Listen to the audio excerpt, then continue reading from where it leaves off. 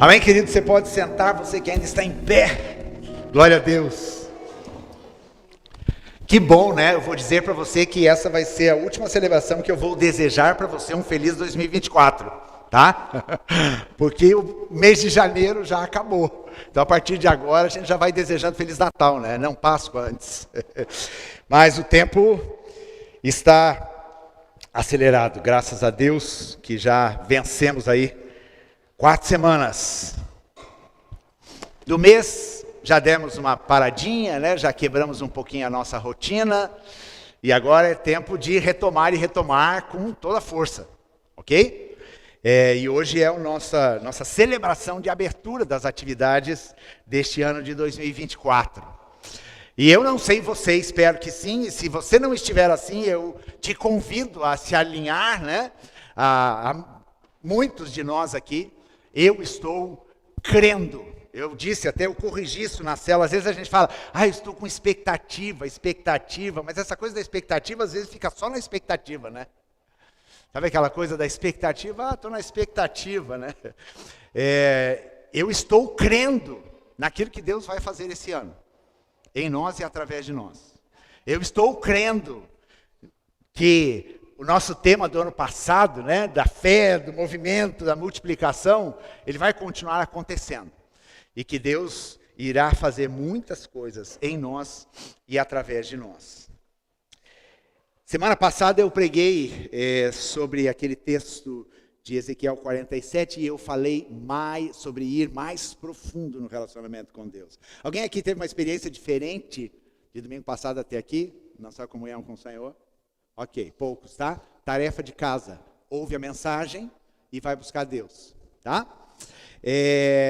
Eu até mencionei na semana passada isso, né, gente? Às vezes a gente vem muito passivo para as celebrações, né? E daí a gente sai daqui e a gente responde uma enquetezinha na nossa mente. Poxa, a mensagem foi uma bênção. Mas daí chega amanhã, talvez você nem lembra mais direito a mensagem que foi pregada, né? E você não coloca aquilo em prática na tua vida, né? Você não vive aquilo que a palavra de Deus está te desafiando. Então, nós precisamos entender que esse nosso ajuntamento aqui é um treinamento. Nós estamos juntos aqui para a gente crescer, para a gente amadurecer na nossa fé e para juntos a gente alcançar os propósitos de Deus na nossa vida. Hoje nós vamos lançar o tema de 2024. Vocês viram que teve gente que comprou camiseta na mesma liquidação, né? Nós fizemos uma camiseta, você já viu lá embaixo, né? Depois você pode ir lá dar uma olhada. É importante você vestir a camisa, ok? Tá? Vestir a camisa, no sentido figurado, mas também no sentido literal. E o tema, então, deste ano está baseado nesse texto de Isaías 40, 31. Né? E aqui, então, na frente diz, mas os que confiam no Senhor, e atrás diz... Tá bom, vamos tentar de novo? Foi um ensaiozinho bem fraquinho. Então, mas os que confiam no Senhor... Ok, quem confia no Senhor voa alto. E aqui está, então, a Jesucidência que a Wanda me ligou toda emocionada essa semana, mandou uma mensagem, porque a Wanda não estava sabendo do tema deste ano, e Deus tinha falado com ela exatamente esse versículo, para ela compartilhar na abertura do culto. E dela conversando com a Lu, e a Lu mencionou com ela, esse é o texto que vai nos conduzir nesse ano de 2024. Daí a Wanda foi às alturas, né? Glória a Deus, é o Espírito de Deus testificando. Né? E eu quero que a gente jogue agora a imagem aí, porque essa vai ser a imagem que você vai ver durante todo esse ano. Alçando voo, esse é o tema para 2024. Alçando voo. E o versículo, obviamente, é um recorte do versículo, né? Para a gente memorizar e para ser um espaço aí curto, mas os que esperam no Senhor, ou os que confiam no Senhor, voam alto como águias. Ok? Então, este é o nosso tema para 2024. Como que esse tema surgiu? Eu até compartilhei, eu acho que foi com o pessoal da liderança no final do ano passado. No dia 14 de dezembro, eu fui para São Paulo para um evento rápido, fiquei lá 14 e 15, e eu fui com o meu genro, com o Felipe. E nós embarcamos, né? E eu não gosto muito de sentar na janela do avião, obviamente por razões bem claras, né? Eu sou meio grandinho, se você quer sair para ir ao banheiro, você precisa mexer no avião inteiro, né? Então, geralmente eu sento no corredor, mas como, né, o assento tinha sido definido, eu acabei sentando na janela. E daí nós estávamos na pista, né? Para começarmos a decolagem. E, de repente, quando as turbinas começaram a acelerar e aquele avião começou a se movimentar na pista, Deus falou comigo. Gente, essas coisas são de Deus porque a gente não planeja. Deus falou comigo, em 2023, a Manaim correu na pista. Em 2024, ela vai decolar, ela vai alçar voo. E naquele momento eu disse, pronto, já temos o tema para 2024, né? Porque Deus nos falou isso. Quem crê aqui, diga um amém bem forte. Né? Porque tem que ter essa coisa do testemunho, né? A gente precisa concordar. Gente, eu fiquei ali, eu até filmei, né? Depois mandei para o grupo da liderança, eu filmei o avião, ele precisa correr, ele precisa acelerar na pista. Mas chega uma hora que a pista acaba e ele tem que alçar voo. E nós chegamos neste ano de levantar voo, de decolar. Essa palavra, né, quando eu compartilhei com algumas pessoas, a minha filha, né, outra geração, ela disse, pai, mas alçando voo, né, essa é uma palavra que precisa de uma definição embaixo. É uma palavra mais antiga, né, mas alçar voo é isso. É levantar voo, é decolar, é subir. E aqui esse texto de Isaías é um texto maravilhoso. Leia, medita essa semana no capítulo 40 de Isaías, no capítulo inteiro, tem 31 versículos. Tá? Esse texto é um texto maravilhoso porque é um texto que fala de Jesus, é um texto que fala da esperança do Messias, é um texto que fala de João Batista abrindo o caminho para vir o Senhor, é um texto que Deus fala que Ele vai restaurar a nação de Israel. E daí no final ele termina com este texto que é muito conhecido de todos, né? Mas os que esperam no Senhor. Ele fala, os jovens andam e se cansam, correm e se fatigam, mas os que esperam no Senhor. E assim nós vamos caminhar nesse ano de 2024. Então eu quero ler com você o texto inteiro que vai ser projetado aí na nova versão transformadora. A gente varia bastante as versões aqui, tá, gente? Mas você pode pegar a tua Bíblia, o sentido do texto é exatamente o mesmo. E olha o que o texto diz. Bom, começa com mas, né? A gente teria que ler o verso 30. Vamos, 30. Passa o 30 aí, por favor, Sil. Porque como um bom professor da Bíblia, né? Começar uma frase no mas, né? Você vai entender, mas o quê? O mas é um contraste. Então, começa ali no verso 30 e diz assim, até os jovens perdem as suas forças e se cansam. E os rapazes, tropeçam de tão exaustos. E dele continua. Mas, e aqui está o contraste. Mas os que confiam no Senhor, renovam suas forças, voam alto como águias, correm e não se cansam, caminham e não desfalecem. Mas os que esperam no Senhor, a gente percebe claramente que ele está falando aqui de algo espiritual, não é verdade? Jovens, até os jovens se cansam. Quem é jovem aqui? Eu sou jovem, eu me canso, gente. Você se cansa também, Adri? Né? A gente que somos jovens, né, Cris? A gente se cansa. Os rapazes ficam exaustos, né? Mas os que esperam no Senhor. E aqui ele não delimita a faixa etária. Aqui ele fala, mas os que esperam no Senhor, né? O meu paizinho, que já é jovem há mais tempo, né? Espera no Senhor e ele vai subir como águia. O Tito e a Alnira, nossos queridos irmãos aí, que também já estão numa caminhada avançada, os que esperam no Senhor renovam as suas forças. Gente, isso aqui é maravilhoso. Né? Porque daí você vai envelhecendo, né? Eu não gosto de usar essa palavra, os anos vão passando, mas você percebe, no Senhor a minha força é renovada. Eu preciso do que mais? Eu preciso esperar. Eu preciso confiar no Senhor. E quando eu estava pensando nessa questão do avião, né? O avião foi feito para quê? Para ficar bonito, estacionado lá no aeroporto, todo mundo vê. Eu amo avião, né? E daí você chega naqueles aeroportos, aquele monte de aeronave, uma diferente da outra, umas gigantescas que você pensa, meu Deus, como é que esse bicho pode subir, né? Já viajei muito, já cruzei continentes e mares, né?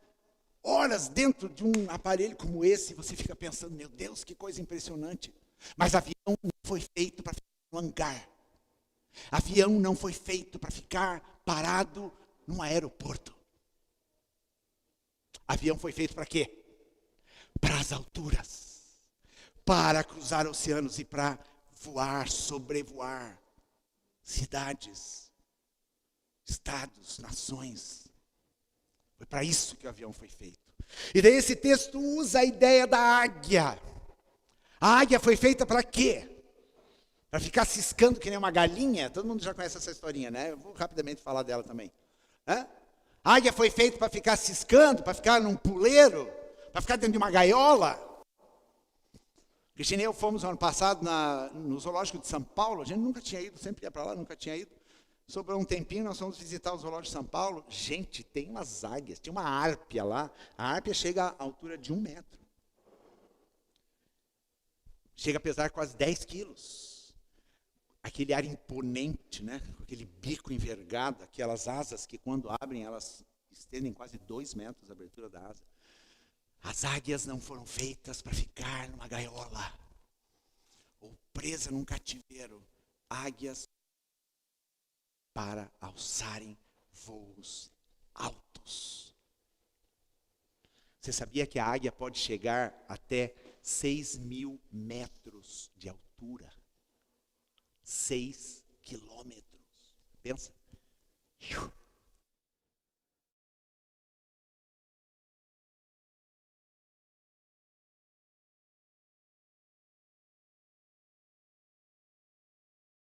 Alto. Voar acima das nuvens. E quando você vê o mundo do alto, que perspectiva que é essa? Das coisas grandes? As coisas são pequenas quando você olha do alto, não é verdade?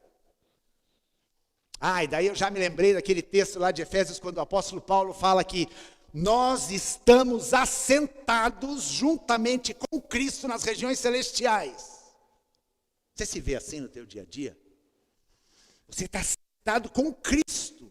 Não é que você vai se assentar um dia, se você chegar aí para o céu, ou coisa assim. Não, ele fala que nós estamos, é presente, porque nós estamos unidos com Cristo. A nossa condição, nós fomos criados por Deus para estarmos assentados do lado dele. E daí a gente vive que nem uma galinha ciscando muitas vezes no terreiro, não é verdade?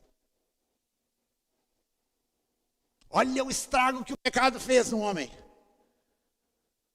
A gente se enxergar de uma maneira tão pequena.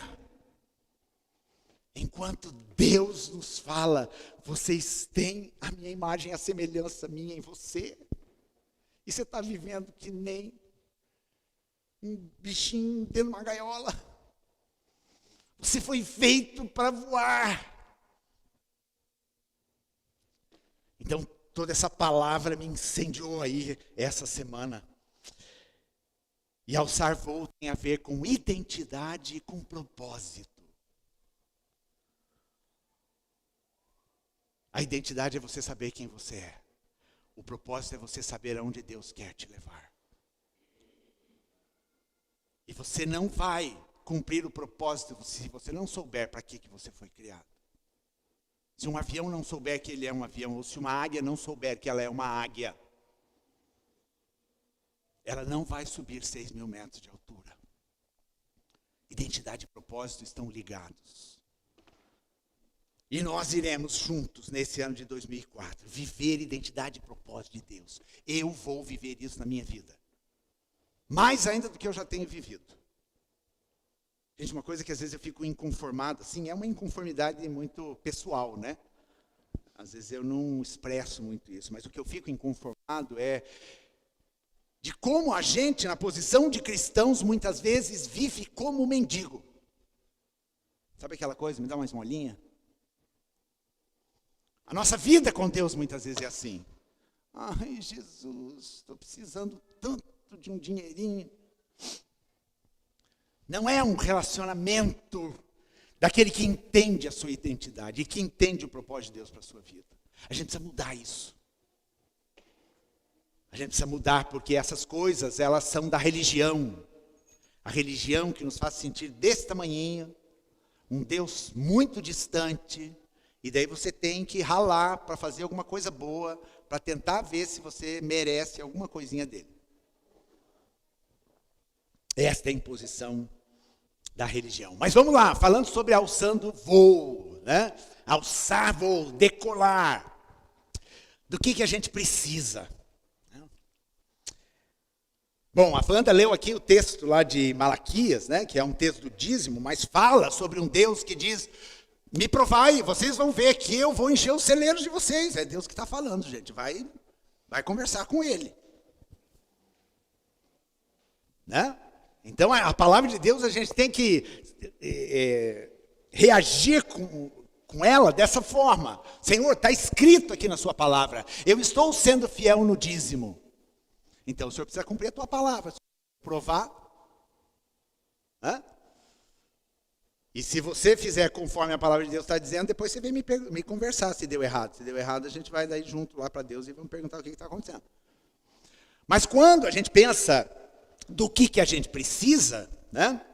A gente pensa que a gente serve um Deus que é todo-poderoso, certo? Você serve um Deus todo-poderoso? Todo-poderoso? Então, se você precisa de algo na sua vida hoje, ou para viver o propósito de Deus, ou se nós, como igreja, precisamos de algo para realizar a obra de Deus nesse bairro, o que a gente tem que fazer? Ficar se lamentando? O que a gente tem que fazer? A gente tem que ir para Deus. Deus, o seguinte, ó, nós estamos levantando voo aqui e a gente precisa disso daqui. Que missão quem nos deu foi o Senhor, não foi? Agora você acha, olha como, às vezes a gente tem entendimentos bem equivocados de Deus na nossa cabeça, a gente precisa consertar essas confusão que a gente faz. Né? Deus nos deu uma missão, não é verdade? Como igreja? Deu, né? Qual é a missão que a gente tem? Pregar o evangelho e de fazer discípulo. Né? Deus nos dá estratégias, mas a missão é essa. Agora você acha que Deus não banca a missão que Ele manda você cumprir? Será que Ele diz assim, se vira? Não, pelo contrário. Jesus ainda nessa passagem, Ele vai dizer, e eis que eu estarei com vocês todos os dias até o fim. Quem faz a missão não vaza. Quem manda a missão, ordena a missão, não vaza. Ele está junto. Então, se nós precisamos de qualquer coisa, Deus tem para nos prover. Porque Ele banca com toda a missão que Ele confia na nossa mão. E nós precisamos viver isso intensamente. Tem aquela historinha, né, da águia que é criada com galinha, né? Todo mundo já ouviu essa história, né, gente? Um homem que achou lá um filhotinho, e daí ele disse, deixa eu criar esse filhotinho aqui no meio das galinhas. De repente estava lá uma águia de 1 metro de altura, ciscando e vivendo como galinha. Por quê? Porque ela não aprendeu, não entendia a sua identidade, não aprendeu o seu propósito. Aí um dia um biólogo passa por lá e vê aquela águia lá no meio das galinhas e fala, o que é isso? Ele diz, foi um passarinho aí que caiu do ninho, e daí eu criei ele aí no meio das galinhas. Né? E daí aquele biólogo fala, não é possível, isso aqui é uma águia. Ela não está tendo comportamento de águia. Ela precisa saber quem ela é. Bom, e daí rola toda a história até que depois de várias tentativas, esse biólogo leva ela para um lugar bem alto, bem no nascer do sol, e ele chega para aquela águia e diz assim, olha esse sol nascendo, esse infinito, esse universo é todo seu, alce voo, e jogou aquela águia e ela começou a bater asa e voar.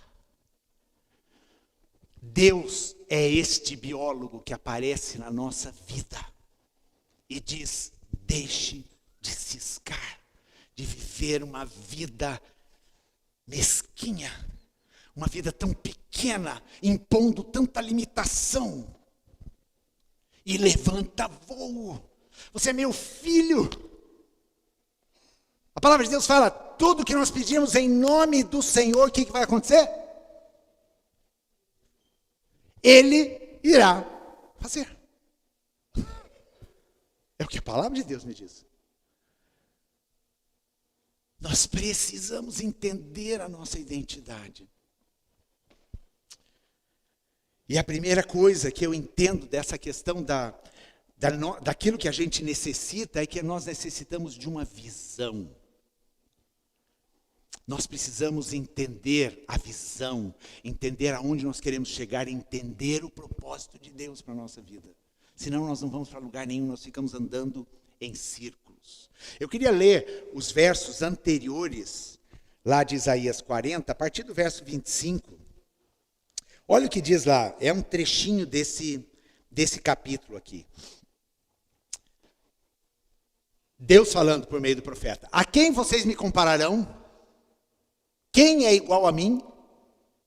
Pergunta o santo. Olhem para os céus. Quem criou as estrelas? Deus falando com você, tá? Fazendo essas perguntas. Daí você vai respondendo aí na sua cabeça. Quem criou as estrelas? Ele as faz sair como um exército, uma após a outra. Ou seja, ele que chama as estrelas, vindo tudo alinhadinho, e chama cada uma pelo nome. Você sabe que as estrelas têm nome, né? Por causa de seu grande poder e sua força incomparável, nenhuma delas ousa se ausentar. Ó Jacó, ó Manaim, como pode dizer que o Senhor não vê o que se passa? Ó Israel, ó Manaim, como pode dizer que Deus não se importa com seus direitos? Você não ouviu? Não entendeu? O Senhor é o Deus eterno, o Criador de toda a terra. Ele nunca perde as forças, nem se cansa. E ninguém pode medir a profundidade de sua sabedoria. Dá forças aos cansados e vigor aos fracos. Por que ele dá força ao cansado e vigor aos fracos? Porque ele é um Deus que nunca se cansa. Está faltando isso na tua vida, meu querido? Vai para Deus. A primeira coisa, então, que a gente precisa é de visão. Visão do quê? A primeira visão que a gente precisa ter é de quem Deus é. Precisamos consertar isso. E daí isso tem a ver com a mensagem da semana passada. Vai buscar Deus, vai consertar essas confusões que você tem na tua cabeça de quem é Deus. E às vezes vê um Deus punitivo, um Deus que só te dá aquilo que você merece, um Deus que diz para você, não vou te dar isso. Né? Ah, não, você está faltando umas capacitações aí para você fazer minha obra, então você fica de lado. Não, tem umas confusões que a gente faz na mente. Né? Precisamos ter a visão de quem Deus é. Precisamos ter a visão de quem nós somos. De fato e na realidade, quem eu sou. Daí a gente tem de falar, eu sou um pecador, eu sou um miserável, eu sou indigno, eu não presto, a minha vida é um caos. Tá, e a obra de Jesus fez o que na sua vida? A obra de Jesus diz, você é filho, você é amado, eu tenho uma missão, você tem todo o poder e toda a autoridade. Mudou o discurso. Então eu preciso saber quem eu sou aos olhos de Deus. E eu preciso saber aonde Deus quer me levar. Aonde Deus quer nos levar como igreja. Esta igreja tem uma visão, esta igreja tem uma promessa, ou promessas de Deus, e nós sabemos muito bem aonde nós queremos chegar. Uma das características bem fortes, físicas da águia, é que ela tem uma visão surpreendente. A águia consegue identificar uma presa a 3 quilômetros de distância. Imaginou você olhar para uma presa, não é para um prédio, a 3 quilômetros de distância. Diz que ela tem uma habilidade, que a visão da águia é como high definition, é HD. Ela discernir no meio daquelas folhas que tem tudo tons de verde, uma cor diferente que está no meio delas. Ela consegue identificar no meio das pedras uma presa que às vezes está disfarçada ali no meio das pedras, porque ela consegue enxergar cores que um ser humano não consegue. E a coisa mais fantástica da águia é que ela é quase como uma coruja, ela tem uma visão 340 graus. Imaginou? Ela enxerga 340 graus, ou seja, um olho no peixe, um gato, né? Tipo assim, a águia ela está olhando a presa, mas ela está olhando também os predadores, ou os riscos, ou os perigos. A águia tem uma visão fantástica. Nós precisamos ter essa visão de Deus. Qual que é a visão de Deus para esta igreja? Ir e fazer discípulos. Levar o evangelho de Jesus Cristo nesse bairro, nessa cidade, nessa nação e nas nações da terra. A visão desta igreja é de uma grande colheita, de pessoas vindo e vivendo tudo aquilo que nós estamos vivendo aqui. Uma grande colheita, é a nossa parcela, é aquilo que Deus confia a nós. Nossa visão é que esta igreja seja um farol nesse bairro, seja um lugar de referência onde as pessoas olhem e falam, lá Deus age, ali as coisas acontecem, ali vidas são transformadas. Esta é a nossa visão. Agora, pensando lá em Jesus, porque a gente tenta conectar sempre o Antigo Testamento com o Novo, né? Veja lá o que Jesus fala em João 4,35, depois daquela conversa lá com a mulher samaritana, né? Ele tem uma conversa lá meio firme com os discípulos, e olha onde ele chega. Ele fala, Jesus falando dos discípulos, vocês não dizem que ainda faltam 4 meses até a colheita? Eu, porém, lhes digo, levantem os olhos e vejam os campos. Jesus estava falando aqui, eles já estão andando há tanto tempo comigo, e vocês estão dizendo que a colheita ainda vai demorar. Como igreja, nós já existimos como igreja há 24 anos, praticamente completando 24 anos. E a gente vai dizer que essa colheita vai chegar quando? Eu vou morrer e a colheita não chega? Pelo amor de Deus, né? O Cristo ficando velho aí, assumindo meu lugar aqui, com 80 anos, e vamos orar pela colheita. Jesus amado. Hã? E Jesus é firme com os discípulos. Isso aqui é uma palavra que está no imperativo. Ergam os olhos. Levantem os olhos e vejam. Aqui a gente está num lugar privilegiado. Levanta os olhos e veja. Está aí, ó o campo. Precisamos de visão. A segunda coisa que nós precisamos é de coragem. Repete comigo, coragem. Quem que é corajoso aqui? Muito bem, Renato, é você. Renato foi o primeiro que levantou. Né? A gente sempre tem os nossos medinhos, né? Mas isso eu tenho falado também há anos. Coragem é uma característica daquele que serve a Deus.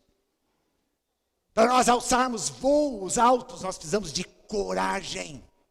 Sabe que essa semana eu me peguei orando por algumas coisas e Deus me falando do que Ele ia fazer. Eu disse, ai Deus, acho que eu tenho medinho. Não! Eu tenho coragem. Quando Deus fala, Moisés fala com Josué, né? Aliás, a palavra de Deus daí para Josué em 1:9, ele fala, não fui eu que ordenei a você, não fui eu que te chamei, não fui eu que te dei a missão, então seja forte e corajoso. Nós precisamos de coragem. E aquele que tem coragem é destemido. Aquele que tem coragem já levanta a mão. Tem que subir no telhado? Ah, eu vou. Tem que pregar lá na biqueira? Eu vou. Tem que discipular uma pessoa que está com a vida toda enrolada? Eis-me aqui. Se posicionar, coragem. Não temer os desdobramentos, né? Como eu falei semana passada, as coisas que a gente quer ficar no controle. Deus quer levantar um povo corajoso. Uma coisa que eu li sobre a questão da personalidade da águia é que as águias não sentem medo. Elas enfrentam presas, muitas vezes, bem maiores do que elas. Com as garras delas, elas conseguem levantar um bezerro. Ou uma ovelha. são corajosas. Quando as águias voam em tempestades, olha que interessante que eu vi um site de biologia falando, né? Elas enfrentam tempestades quando voam muito alto, mas elas não sentem medo. Elas usam o vento da tempestade para ir mais alto ainda. E eu pensei, pegou esse negócio aqui, meu irmão? Às vezes quando a gente fica lá se lamentando nas nossas lutas, a gente está se acabando, né? O corajoso se levanta e fala, ah é? Então vamos usar essa tempestade aqui e aproveitar o vento. Vamos só mudar o sentido da vela e vamos seguir em frente. Uma coisa que Deus já me treinou muito nessa vida. Isso é treinamento, gente.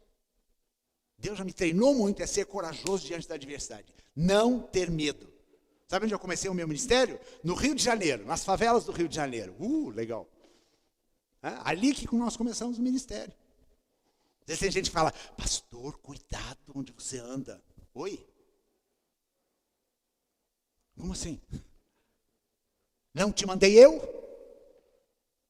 Seja forte e corajoso. Forte e corajoso. Coragem.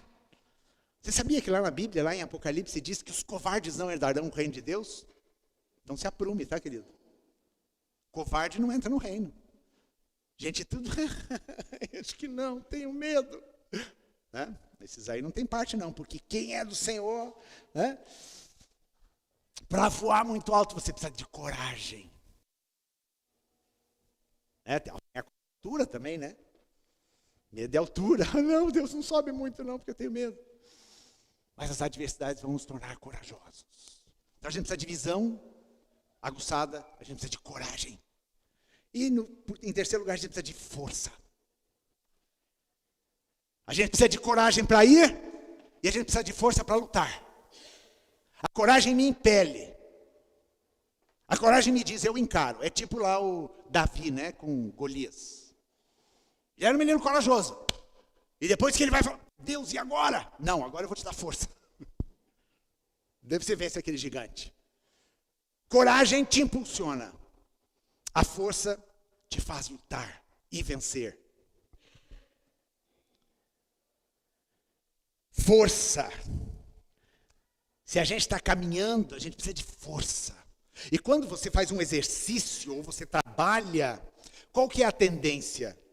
Você começa forte, à medida que você vai treinando ou caminhando, você vai se sentindo mais enfraquecido, não é verdade? Só que no reino de Deus as coisas são diferentes. Né? Porque o texto diz, até os jovens se cansam, mas os que esperam em mim renovarão forças. Isso precisa estar na minha mente. Como eu disse, eu dobrei a meta que eu tinha o ano passado. Ano passado eu caminhava mais de 7, 8 quilômetros por dia, agora estou caminhando 10. Todos os dias. Já andei, hoje é dia 27, 28, 280 quilômetros nesse ano. Então, quer dizer, já fui até Camboriú, né? Mais ou menos. Talvez até chegando perto de Florianópolis. Você acha que não cansa? Cansa. Mas a palavra de Deus fala, os que esperam no Senhor renovarão as suas forças. Eu tomo posse dessa palavra. Ah, mas é para exercício físico. É aqui que eu aprendo. Porque no exercício físico eu sinto, de fato, o cansaço. Às vezes, no aspecto espiritual da nossa vida, nós não percebemos que nós estamos cansados e sobrecarregados e estamos ali capengando na vida espiritual. Mas o Senhor fala, os que confiam, os que esperam, renovarão. As forças com o Senhor são renovadas. Então, quer dizer, eu estou cansado, às vezes, na luta, tem uma vigília, né? Aquele dia, né? Tipo assim, que você tem, né, Wanda? Monte de aula, você está exausto. Ai, tem vigília hoje. E daí você vai fazer o quê? Ah, Deus, estou cansado. Eu mereço. Que posicionamento você tem que tomar? Para trabalhar você tem fôlego, mas daí para vir orar você não tem. Você tem que falar, Senhor, eu confio em Ti. Minhas forças vão ser renovadas. Quantas vezes eu vim para a vigília arrebentado, né? Assim, moído, cansado. Cheguei aqui orando, pensando na minha cama, né? Tipo. Mas daí você coloca os seus olhos em Deus E você se sente renovado. A fraqueza se transforma em força. Existe um texto lá em Joel 3,10 que diz assim: diga o fraco, eu sou forte. Sabe naquela hora que você está arriando e dizendo, não aguento mais? Quando você fala não aguento mais, você já ativou no teu cérebro o não aguento mais. E deu um pouquinho de força que você tinha, já desmorona. Mas Joel, a profecia de Joel é: diga o fraco, eu sou forte. Exercício para a semana, gente. Quando você começar a se sentir fraco, né? Porque tem gente que nessa época do ano, já no final do primeiro mês, já começa a rever as metas, né? E cortar tudo pela metade, porque já está difícil. Já passou um mês e nada aconteceu. Não, diga o fraco, eu sou forte. Gente, esses são os princípios no reino de Deus. As coisas no reino de Deus é tudo dos contra. É tudo dos contrários. Porque esses são os princípios do reino.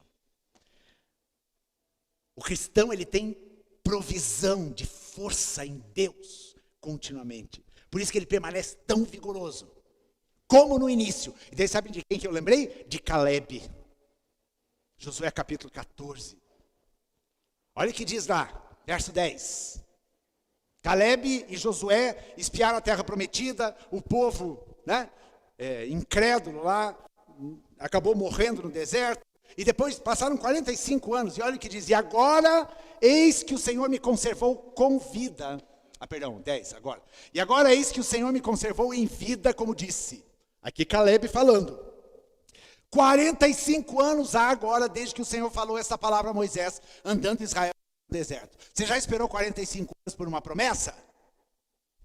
Quem aqui já esperou 45 anos por uma promessa? Eu acho que ainda não. Não deu 45, está chegando, mas não deu. Né? 45 anos. Mas olha esse velhinho aí, como é que ele estava. Ele estava com 85. Ele diz, segue no 11 agora, Silvio. E agora, eis que já hoje sou da idade de 85 anos. E 11. E ainda hoje estou tão forte como no dia em que Moisés me enviou. Como isso, gente? Como é que isso acontece?